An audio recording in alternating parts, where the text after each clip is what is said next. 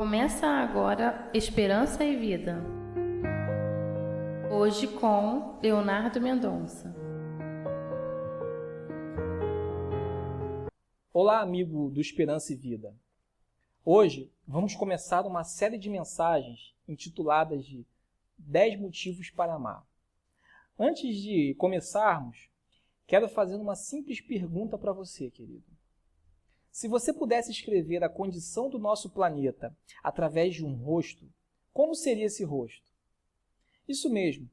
Se eu desse para você, nesse momento, uma folha de papel e um lápis, como você desenharia a face do mundo?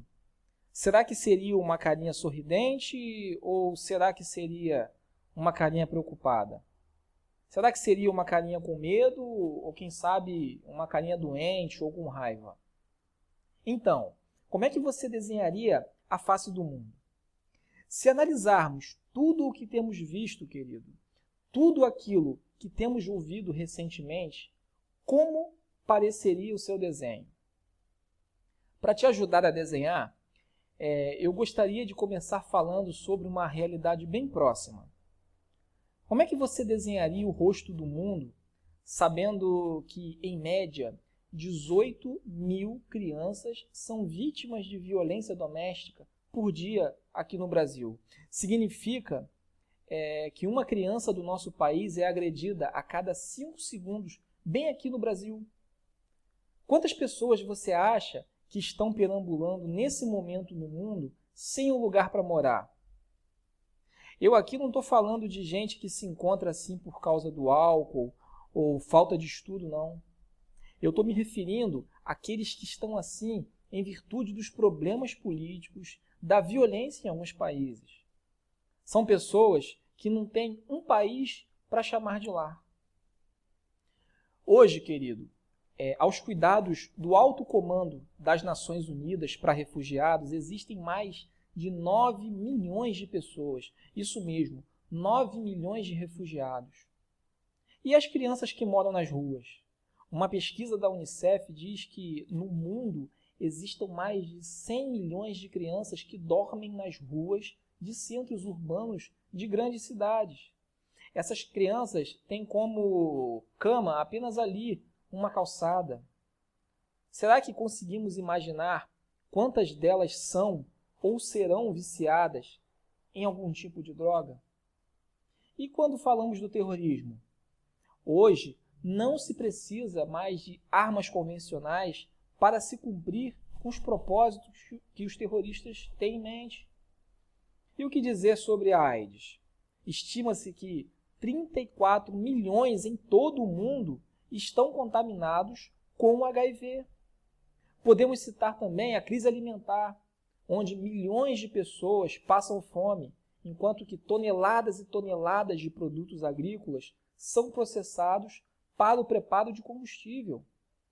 A ONU estima que 5 milhões de crianças morrem todos os anos por causa de má nutrição.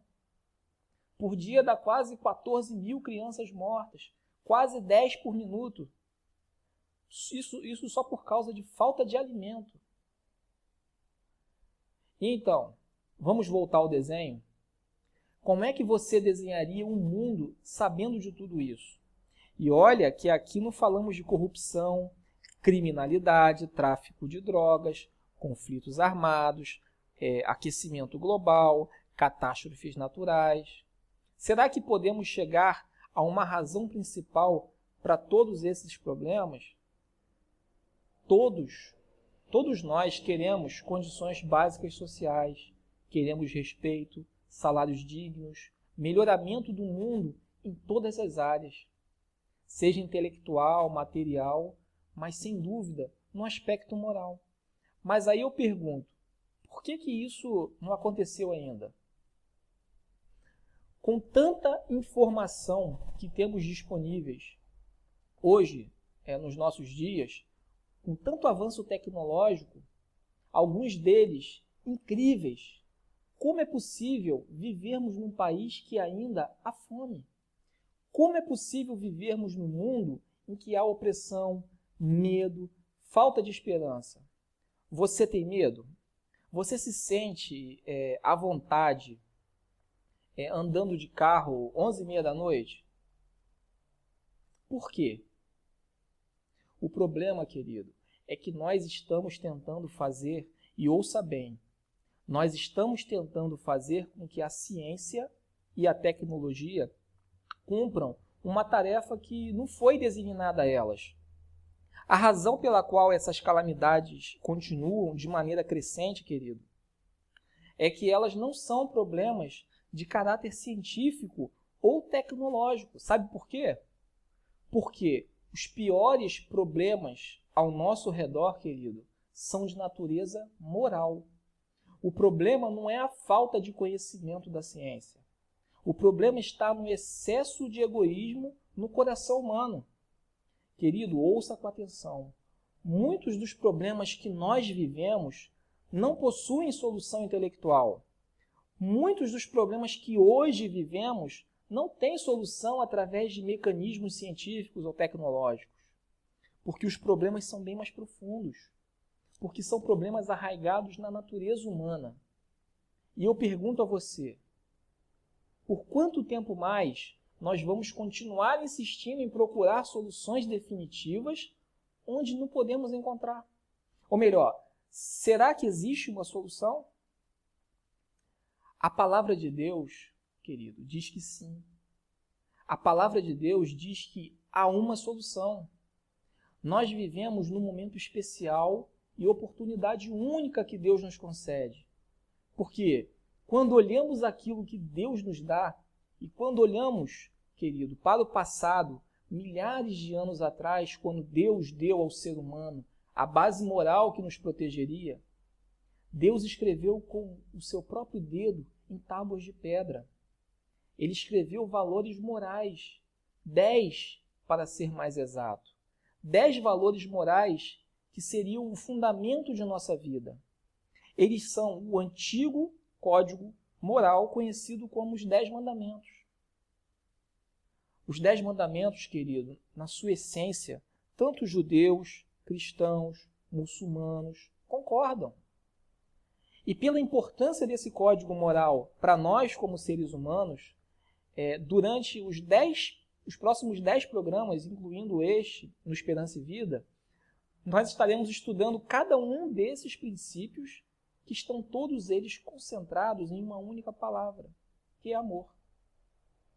Vamos ler em Deuteronômio 6, no livro de Deuteronômio, no capítulo 6, nos versos 6 e 7, que depois de ter dado os 10 mandamentos ao seu povo, Deus diz o seguinte, ouça com atenção. Guardem sempre no coração os mandamentos que eu lhes estou dando hoje, e não deixem de ensiná-los aos seus filhos. Você consegue perceber, querido, aqui duas palavras, guardem e ensinem? E eu pergunto, será que estamos vivendo assim? Quando você que é pai ou mãe diz para o seu filho, não brinque com faca, o que você tem em mente? Com certeza é protegê-lo do perigo, não é verdade? Nós não queremos que ele se machuque, ou se decepcione, ou fique triste. Da mesma forma, Deus fala conosco. Quando Deus diz não, a sua única intenção é nos proteger. Só que quando não damos ouvidos ao que Deus diz, damos o primeiro passo em direção às dificuldades. Querido, o universo foi desenhado dentro de leis, e essas leis são universais. A lei da gravidade, por exemplo. Se você ignorar essa lei, tenha a certeza que você vai se machucar. Não tem como ignorarmos as leis físicas, porque as consequências são certas. O mesmo acontece com as leis morais que Deus nos concedeu.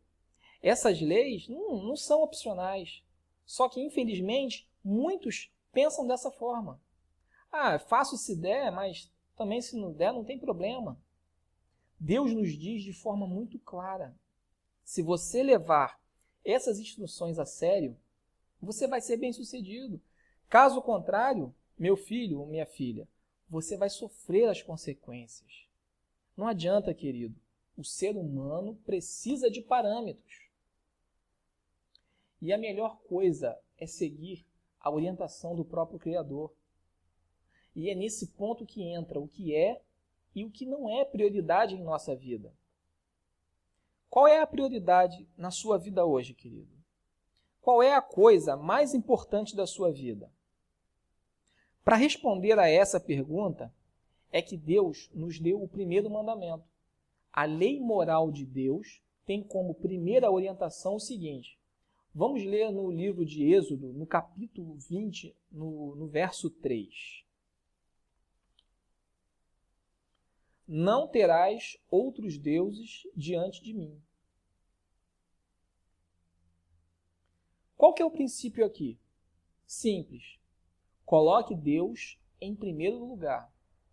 E se der para simplificar ainda mais, poderíamos dizer assim: não entregue a sua lealdade, não entregue a sua devoção a coisas que na realidade não são deuses.